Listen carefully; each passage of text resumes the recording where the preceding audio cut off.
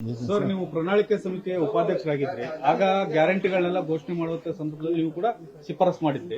ಆದ್ರೆ ಈಗ ಗ್ಯಾರಂಟಿಗಳನ್ನ ಶ್ರೀಮಂತರ ಕೈ ಬಿಡಬೇಕು ಅನ್ನೋ ಹೇಳಿಕೆಗಳನ್ನ ಸಚಿವರು ಕೊಡ್ತಾ ಇದ್ರೆ, ಇವತ್ತು ಇನ್ನೊಬ್ರು ಭಾರ ಆಗಿದಾವೆ ಗ್ಯಾರಂಟಿಗಳನ್ನು ಅಂತ ಹೇಳಿಕೆಗಳನ್ನ ಕೊಡ್ತಾ ಇದ್ದಾರೆ. ಅದು ಮೋಸ್ಟ್ಲಿ ನನಗೆ ಗೊತ್ತಿರೋ ಪ್ರಕಾರ ಯಾರ್ಯಾರು ಹೇಳಿಕೆ ಕೊಟ್ಟಿದ್ದಾರೆ ವೈಯಕ್ತಿಕವಾಗಿ ಕೊಟ್ಟಿರ್ಬೋದು, ಅವರು ಸಹ ಉದ್ಯೋಗಿಗಳು ಆದರೂ ಕೂಡ. ನನಗನ್ಸುತ್ತೆ ಈ ತರ ಸಾರ್ವಜನಿಕರ ಹೇಳಿಕೆ ಕೊಟ್ಟು ಚರ್ಚೆ ಮಾಡೋದ್ರ ಬದಲು ಹಂಗೇನಾದ್ರು ಅವ್ರ ಕಾಳಜಿ ಇದ್ರೆ, ಯಾಕಂದ್ರೆ ಸರ್ಕಾರದ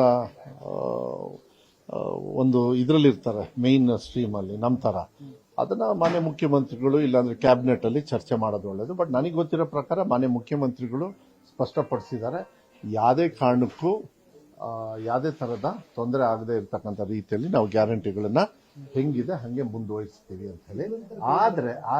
ಆದ್ರೆ ಈಗ ನನಗೆ ಬಂದಿರ್ತದೆ, ನಮ್ಮ ಫ್ಯಾಮಿಲಿಯಲ್ಲೇ ಇನ್ನೊಬ್ರಿಗೆ ಬಂದು ಆ ಥರ ಡಬ್ಲಿಂಗ್ ಆಗಿರ್ತದೆ, ಕೆಲಸ ರೇಷನ್ ಕಾರ್ಡ್ ಆಗ್ತವೆ, ಬೇರೆ ಬೇರೆ ಯೋಜನೆಗಳೆಲ್ಲ ಆಗ್ತವೆ. ಅಂಥವು ವೇಸ್ಟ್ ಆಗೋದಿದ್ರೆ ಬೇರೆಯವ್ರಿಗೆ ಅದರಿಂದ ತೊಂದರೆ ಆಗೋದಿದ್ರೆ ಅವ್ರಿಗೆ ಕೊಟ್ಟರೆ ಒಳ್ಳೇದು. ಯಾಕಂದ್ರೆ ಕಾನೂನಲ್ಲಿ ಒಂದು ಫ್ಯಾಮಿಲಿಗೆ ಯಜಮಾಂತಿ ಅಂತ ಹೇಳಿ, ಈಗ ಗೃಹಲಕ್ಷ್ಮಿ ಅಲ್ಲೇ ಬೈ ಚಾನ್ಸ್ ಇನ್ನೊಂದು ಆಗ್ತಕ್ಕಂಥ ಕೆಲವೆಲ್ಲ ಸಿಕ್ಕಿದಾವ್ ನಮಗೆ, ಆ ಥರ ಇದ್ರೆ ನೋಡ್ಬೇಕಾಗತ್ತೆ. ಬಟ್ ನಾನು ಮಾನ್ಯ ಮುಖ್ಯಮಂತ್ರಿಗಳು ಏನು ಹೇಳ್ತಾರೆ ಅದಕ್ಕೆ ಸೀಮಿತವಾಗಿ ನಾನು ಇದನ್ನ ಕಂಟಿನ್ಯೂ ಆಗಬೇಕು ಅಂತ ಹೇಳಿ ನನ್ನ ಆಸೆ. ಪ್ರಣಾಳಿಕೆಯಲ್ಲಿ ಏನು ಹೇಳಿದ್ರು ಅದು ಕಂಟಿನ್ಯೂ ಆಗುತ್ತೆ. ಗ್ಯಾರಂಟಿ ಕೊಡುವಾಗಿದ್ದಂತ ಉತ್ಸಾಹ ಈಗ ಬರ್ಡನ್ ಆಗ್ತಾ ಇದೆ ಅನ್ನುವಂತ ಲೆಕ್ಕಾಚಾರಕ್ಕೆ ಬಂದಿದೆ. ಇಲ್ಲ, ಬರ್ಡನ್ ಆಗ್ತಕ್ಕಂಥದ್ದು ಅಂತ ಹೇಳಿದ್ರೆ ಏನಾಗ್ಲಿ, 56,000 ಕೋಟಿ ಅಂದ್ರೆ ಬರ್ಡನ್ ಆಗುತ್ತೆ ಅಂತ ಹೇಳಿ ಭಾವನೆ ಮೇಲೆ ಹೇಳ್ತಾರೆ. ಬಟ್ ಈಗ ಅದು ನನ್ನ ಪ್ರಕಾರ ಸೆಟಲ್ ಆಗ್ತಾ ಇದೆ, ಜನರಿಗೂ ಕೂಡ ಅದರಲ್ಲಿ ಅವರು ಅನುಕೂಲ ಆಗ್ತಾ ಇದೆ. ಇಲ್ಲ ಅಂತ ಗ್ಯಾರಂಟಿಗಳು ಕೂಡ ಒಂದು ರೀತಿಯಲ್ಲಿ ಡೆವಲಪ್ಮೆಂಟೇ. ಈಗ ಒಂದು ಫ್ಯಾಮಿಲಿಯಲ್ಲಿ ಒಂದು ಆರ್ಥಿಕವಾಗಿ ಅವರು ಸದೃಢರಾದ್ರು ಅಂದ್ರೆ ಅದು ಒಳ್ಳೇದ ಕೆಟ್ಟದ ಹೇಳಿ. ನೀವು ಕೆಲಸ ಮಾಡ್ತೀರಾ, ಪ್ರಮೋಷನ್ ಕೇಳ್ತೀರಾ, ಅವ್ರಿಗೆಂತ ಪ್ರಮೋಷನ್ ಕೊಡುತ್ತೆ. ಆಮೇಲೆ ನೀವು ತಿಳ್ಕೋಬೇಕು, ಇದನ್ನೇನು ಗೃಹಲಕ್ಷ್ಮಿ ಇದನ್ನೆಲ್ಲ ಕೊಡ್ತೀವಲ್ಲ, ಅವರು ಅವ್ರ ಮನೇಲಿ ಮಾಡ್ತಕ್ಕಂಥ ನಿಮಗೆ ಕೂಲಿ ಅಂತ ಹೇಳಿ ನಾವು ಹೇಳ್ತೀವಿ. ಅಂದ್ರೆ ನೀವು ನಿಮ್ಮ ಮನೇಲಿ ಕೆಲಸ ಮಾಡ್ಕೊಳ್ತೀರಲ್ಲ, ಅದಕ್ಕೆ ಗೌರವಧನ, ಕೂಲಿ ಅಂದ್ರೆ ಗೌರವಧನ ನಿಮಗೆ ಇದಕ್ಕೆ ಆರ್ಥಿಕವಾಗಿ. ನಾವು ಏನು ಸ್ಟಾರ್ಟ್ ಮಾಡಿದ್ವಿ, ಗ್ಯಾಸ್ ಸಿಲಿಂಡರ್ ಫ್ರೀಯಾಗಿ ಕೊಡ್ತೀನಿ ಅಂದ್ರು, ಬಿಜೆಪಿ ಅವರು ಮೋಸ ಮಾಡಿದ್ರು, ಅದ್ರ ಬಗ್ಗೆ ಇವ್ರು ಮಾತಾಡೋದಿಲ್ಲ ವಿರೋಧ ಪಕ್ಷದವರು. ಆಮೇಲೆ ನಾನು ಮಾಧ್ಯಮದ ಮೂಲಕ ಹೇಳಲಿಕ್ಕೆ ಇಷ್ಟಪಡ್ತೀನಿ, 56,000 ಕೋಟಿನ ಯಾವುದೇ ತರದ ಕಮಿಷನ್ ಇಲ್ಲದೆ ಕೊಟ್ಟಿರೋದು ನಿಮ್ಮ ಟ್ಯಾಕ್ಸ್ ಹಣನ. ಚುನಾವಣೆ ಪೂರ್ವಕವಾಗಿ ನಾವೇನು ಹೇಳಿದೀವಿ ಅದೇ ರೀತಿಯನ್ನ ಕೊಟ್ಟಿದ್ದೀವಿ. ಅದು ಬಹಳ ದೊಡ್ಡ ಸಾಧನೆ. ಇನ್ಫ್ಯಾಕ್ಟ್ ನರೇಂದ್ರ ಮೋದಿ ಅವರು ಎಷ್ಟೋ ಕಡೆಗೆ ಭಾಷಣ ಮಾಡಿಬಿಟ್ರು, ಕೊಟ್ಬಿಡ್ತೀವಿ ಅಂತ ಹೇಳಿ, ಮತನೂ ಹಾಕ್ಸ್ಕೊಂಡ್ಬಿಟ್ರು. ಎಷ್ಟು ಕಡೆ ಕೊಟ್ಟಿದ್ದಾರೆ ನೀವೇನಾದ್ರು ನೋಡಿದ್ದೀರ? ಯಾರು ಟೀಕಾ ಟಿಪ್ಪಣಿಗಳನ್ನ ನಮ್ಮ ಬಗ್ಗೆ ಮಾಡ್ತಾರೆ ಅದನ್ನ. ಆದ್ರೆ ನಾನು ಇದನ್ನ ಯಾರು ಟೀಕಾ ಟಿಪ್ಪಣಿ ಮಾಡ್ತಾರೆ ಅವ್ರಿಗೆ ಒಂದು ಹೇಳಲಿಕ್ಕೆ ಇಷ್ಟಪಡ್ತೀನಿ, 15,000 ಕೋಟಿ ನಮಗೆ ಖೋತ ಆಗ್ತಾ ಇದೆ ಕೇಂದ್ರ ಸರ್ಕಾರದಿಂದ. ಹೌದೋ ಅಲ್ಲ ಹೇಳಿ? ಹೆಂಗೆ ಅಂದ್ರೆ ನಮ್ಮ ಹಣನ ತೆಗೆದು ಬೇರೆ ರಾಜ್ಯಕ್ಕೆ ಕೊಡೋದು ಅದಿದೆಯಲ್ಲ, ಇದರಂತ ದುರಂತ ನಮ್ಮ ಫೆಡರಲ್ ಸಿಸ್ಟಮ್ ಅಲ್ಲಿ ಕೇಂದ್ರ ಸರ್ಕಾರ ಮಾಡ್ತಕ್ಕಂಥದ್ದು. ಇದು ಧೋರಣೆ. ನಮ್ಮ ರಾಜ್ಯ ಸರ್ಕಾರದ ಬೆವರು ಬೇರೆಯವರಿಗೆ ಅನುಕೂಲ ಮಾಡ್ತಕ್ಕಂಥ, ನಮಗೆ ನಮ್ಮ ಪಾಲು ಬರಬೇಕಾಗುತ್ತೆ. ತಮಿಳುನಾಡುವರೆಗೂ ಕೂಡ ಅದೇ ತರ ತೊಂದರೆ ಆಗ್ತದೆ, ಅವರು ಕೂಡ ಬೇಡಿಕೆ ಮಾಡ್ತಾ ಇದ್ದಾರೆ. GST ಬೇಡ ಬೇಡ ಅಂದವ್ರು ಇವರೇ, GST ಒಪ್ಕೊಂಡವರು ಇವರೇ ಅಧಿಕಾರಕ್ಕೆ ಬಂದ್ಮೇಲೆ. GST ಫಸ್ಟೇ ಜಾಸ್ತಿ ಮಾಡ್ಬಿಟ್ರು, ಆಮೇಲೆ ಕಮ್ಮಿ ಮಾಡಿದೀನಿ ಅಂತೇಳಿ ಪಟಾಕಿ ಅಂತದ ಧಮಕ ಅಂತ, ದೀಪಾವಳಿ ಧಮಕ. ಏನ್ ಸಾಧನೆ ಮಾಡಿದ್ದಾರೆ? ಎಷ್ಟು ಜನರಿಗೆ ಜಾಬ್ ಕೊಡಿಸಿದ್ದಾರೆ? ಈಗ ಮನ್ರೇಗಾ ತೆಗಿತಾ ಇದ್ದಾರೆ. ಇದನ್ನೆಲ್ಲ ತೆಗೆದಾಗ ಆರ್ಥಿಕವಾಗಿ ಅವರಿಗೂ ಕೂಡ ತೊಂದರೆ ಆಗುತ್ತೆ. Central government can not handle ಯಾವುದೋ ಒಂದು ಗ್ರಾಮದ ಅಭಿವೃದ್ಧಿ, ಗ್ರಾಮ ಪಂಚಾಯತಿ ಅಭಿವೃದ್ಧಿ. ಗ್ರಾಮ ಪಂಚಾಯತಿಯ ಅಧಿಕಾರ ವಿಕೇಂದ್ರೀಕರಣ ಅಂದ್ರೆ ಏನು? ಅದು ಬಾಟಮ್ ಲೆವೆಲ್ ಇಂದ ಮೇಲೆ ಬರಬೇಕು ಅಂತ ಹೇಳಿ. ಬಾಟಮ್ ಲೆವೆಲ್ ಇಂದ ಬಂದಾಗ ಮಾತ್ರ ಅಧಿಕಾರದ ವಿಕೇಂದ್ರೀಕರಣ ಆಗುತ್ತೆ. ಈಗ ನಾವು ಗ್ರಾಮ ಪಂಚಾಯತಿ, ನಾನು ಅದೇ ಮನೆ ಮುಖ್ಯಮಂತ್ರಿಗಳಿಗೆ ನಮ್ಮ ಸರ್ಕಾರದಲ್ಲಿ ನಾನು ಇದ್ದು ಕೂಡ ನಾನು ಹೇಳ್ತಾ ಇದ್ದೀನಿ, ಬೇಗ ಗ್ರಾಮ ಪಂಚಾಯತಿ ಚುನಾವಣೆ ಮಾಡಿ, ಜಿಲ್ಲಾ ಪಂಚಾಯತಿ ಚುನಾವಣೆ ಮಾಡಿ, ಇದನ್ನೆಲ್ಲ ಕೇಳ್ತಾ ಇದ್ದಾರೆ. ಅದಕ್ಕೆ ನನ್ನ ಪ್ರಕಾರ ಯಾವುದೇ ಕಾರಣಕ್ಕೂ ಗ್ಯಾರಂಟಿಗಳು ನಿಲ್ಲೋದಿಲ್ಲ. ಯಾರಿಗೆ ನಾವು ಮಾತನ್ನ ಕೊಟ್ಟಿದ್ದೀವಿ ಅವರಿಗೆ ಕಂಟಿನ್ಯೂ ಆಗಬೇಕು. ಯಾವ್ದಾದ್ರು ವೇಸ್ಟೇಜ್, ರಿಚ್ ಪೂವರು ನನಗೆ ಅದನ್ನೆಲ್ಲ ಗೊತ್ತಿಲ್ಲ.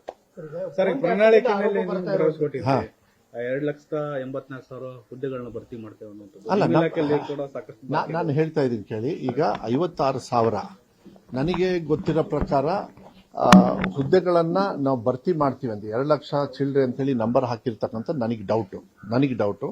ನಾನು ಆ ಥರ ನಂಬರ್ ನನಗೆ ನೆನಪಿಲ್ಲ, ಯಾಕೆಂದ್ರೆ 3 ವರ್ಷ ಆಗಿದೆ, ಅದನ್ನು ಬೇಕಾದ್ರೆ ಚೆಕ್ ಮಾಡ್ತೀನಿ. ಆದ್ರೆ ಒಂದು ತಿಳ್ಕೊಳ್ಳಿ, ಈಗ ಧಾರವಾಡದಲ್ಲಿ ಮಕ್ಕಳು ಪ್ರತಿಭಟನೆ ಮಾಡಿದ್ರು, ಯಾಕಂದ್ರೆ ಪಾಪ ಓದಿದ್ದಾರೆ, ಕೆಲಸ ಬೇಕು, ನಾವು ಕೊಡಬೇಕು, ನಮ್ಮ ಕರ್ತವ್ಯ. ಈಗ ನಾನು ಬಂದ್ಮೇಲೆ ಹಿಂದಿನ ಸರ್ಕಾರದವರು ಬಿಟ್ಟು ಹೋಗಿರ್ತಕ್ಕಂಥದ್ದು, ನೀವೇ ಯಾವಾಗ ನೇಮಕಾತಿ, ನಾನು ಎಲ್ಲೋದ್ರೂ ಕೂಡ ಕೆಲವು ಕಡೆ ಸ್ಟ್ರೈಕ್ ಮಾಡಿದ್ರು, 13,000 ಜನರನ್ನು ತಗೊಂಡ್ವಿ. ಅವ್ರು ಯಾಕೆ ಮಾಡ್ಲಿಲ್ಲ ಅಂದ್ರೆ, ಅವ್ರೇನಾದ್ರು ಮಾಡಿದ್ದಿದ್ರೆ ಅವ್ರು ಮಾಡ್ಬೋದಾಗಿತ್ತು.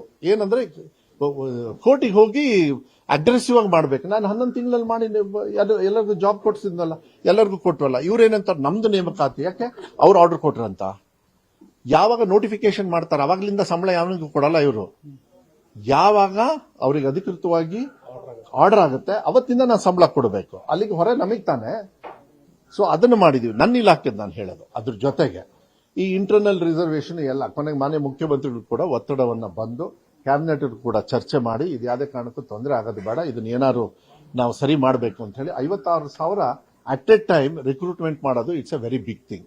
ಅದ್ರ ಜೊತೆಗೆ ಮತ್ತೆ ಹಂತವಾಗೂ ಮಾಡ್ತೀನಿ ಅಂತ ಕೂಡ ಮುಖ್ಯಮಂತ್ರಿಗಳಿದ್ರು. ಮೊನ್ನೆ ನಾವು ಮಾತಾಡ್ಬೇಕು ಹೇಳಿದೆ ನನ್ನ ಇದ್ರೊಳಗೆ. ಈಗ ನನ್ನ ಇಲಾಖೆಗೆ ಪರ್ಯಾಯವಾಗಾದ್ರೂ ಇದೆ ಅತಿ ಶಿಕ್ಷಕರನ್ನ ಅಂತ ಅಟ್ಲೀಸ್ಟ್ ಗುಣಮಟ್ಟ ಕಾಪಾಡೋದಕ್ಕೆ. ಬಟ್ ಬೇರೆಯವರಿಗೆ ಗುಣಮಟ್ಟ ಕಾಪಾಡೋದಕ್ಕೆ ಇಲ್ಲ ಕೆಲಸ ಮಾಡೋದಕ್ಕಾಗಲ್ಲ, ರಿಕ್ರೂಟ್ಮೆಂಟ್ ಮಾಡಲೇಬೇಕಾಗುತ್ತೆ. ಬಟ್ ಈ ಸಾಮಾಜಿಕ ನ್ಯಾಯ ಅಂತ ಹೇಳಿದಾಗ ನಾವು ರಿಸರ್ವೇಶನ್ ಇದ್ದಾಗ ಅವ್ರಿಗೂ ನೋಡ್ಬೇಕಾಗತ್ತಲ್ಲ. ಅದಕ್ಕೆ ಕೋರ್ಟಲ್ಲಿ ಒಂದು ಏನೋ ಇಂಟರ್ನಲ್ ರಿಸರ್ವೇಶನ್ ಅಲ್ಲಿ ಸ್ವಲ್ಪ ಗ್ಯಾಪ್ ಇಟ್ಕೊಂಡು ಏನೋ ಮಾಡ್ಬೇಕಂತ ಇದ್ದಾರೆ. ಅದನ್ನ ಆದಷ್ಟು ಬೇಗ ಮಾಡೋದು. ನಾನಂತೂ ರೆಡಿ ಇದ್ದೀನಿ. ನಮ್ಮ ಇಲಾಖೆಯಲ್ಲಿ ಟಿ ಮಾಡ್ಬಿಟ್ವಿ. ನಾವು ಟಿ ಮಾಡಿ ಸುಮ್ಮನೆ ಕೂತ್ಕೊಂಡಿದ್ದೀವಿ. ಈಗ ಟಿ ಆದ್ಮೇಲೆ ಈಗೆಲ್ಲ ಪಾಪ ಮಕ್ಕಳು ಏನೋ ಇದಕ್ಕೆಲ್ಲ ನೋಟಿಫಿಕೇಶನ್ ನಾವು ಮಾಡಿಬಿಟ್ರೆ ಆಗುತ್ತೆ. ನೋಟಿಫಿಕೇಶನ್ ಎಲ್ಲ ನಾನು ಬೇಗ ಮಾಡ್ತೀನಿ.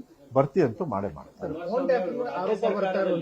ಫೋನ್ ಟ್ಯಾಪಿಂಗ್ ನಡೀತಾ ಇದೆ. ಕಾಂಗ್ರೆಸ್ ಶಾಸಕರದ್ದು ಅವರದ್ದೇ ನೋಡಿ, ಸಚಿವರದ್ದೇ ಫೋನ್ ಟ್ಯಾಪಿಂಗ್ ಆಗ್ತಾ ಇದೆ. ಅಲ್ಲ 100% ಇಲ್ಲ ರೀ, ಇದು ಸಾಧ್ಯನೇ ಇಲ್ಲ. ಯಾರಾದ್ರೂ ಹಂಗೆ ಹೇಳಿದ್ರೆ ಕೋರ್ಟ್ ಇದೆ, ಲಾ ಇದೆ.